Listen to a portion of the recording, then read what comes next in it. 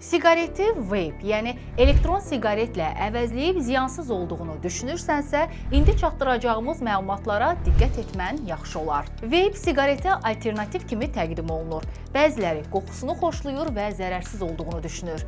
Amma ciyərlərə çəkilən maddə və çölə üfürülən buxar zərərli maddələrin qarışığıdır. Tərkibində nikotin var, asıllıq yaradır, beynin fəaliyyətini pozur, gənclərdə yaddaş və diqqət problemlərinə səbəb olur. Kimyəvi maddələr var. Propilin qlikol, gliserin və digər dadlandırıcılar qızdırıldıqda zəhərli buxara çevrilirlər.